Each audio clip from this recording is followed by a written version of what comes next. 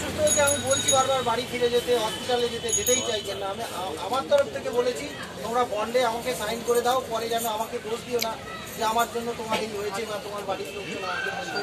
আমি প্রত্যেক ছেলেকেই বলেছি তোমরা নিজেরা বন্ড করে আমার আন্দোলনে এসো বা নিজেরা আন্দোলনে এসো, কারণ আমি একজন যদি কোনো ক্ষতি হয়ে যায়, কেউ যদি মানে ঠাকুরের কৃপায় একজন হার্ট অ্যাটাক করে মারা গেছে আমাদের আন্দোলন করতে গান্ধী মুক্তির সময়, তো আমি সবাইকেই বন্ডে সাইন করেছি, আমাকে যেন দোষ দিও না। কিন্তু আমাদের শেষ রক্তবিন্দু পর্যন্ত আমি লড়ে যাবো যতক্ষণ দেওয়া আছে।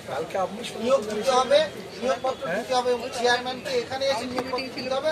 আদারওয়াইজ মুখ্যমন্ত্রীর সাথে যেমন তারা যোগাযোগ করলেন আমাদের গভর্নরের সাথে বসান, আমিও তেমনি মুখ্যমন্ত্রীর সাথে যদি যতক্ষণ না দেবেন ততক্ষণ এখান থেকে উঠবো না। আমরা 4 জন মুখ্যমন্ত্রীকে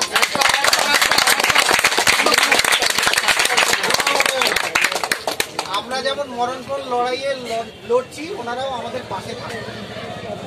আমরা আমাদের এই নিয়োগপত্র হাতে পেতে আমরা দিল্লি পর্যন্তও গেছি, দরকার হলে আমরা যন্তর মন্তরে 20 তারিখে টিকিট কাটা আছে, আমরা দিল্লি যন্তর মন্তরে ধর্না রাজঘাটে গিয়ে মাথা কামিয়ে আসবে এরকম।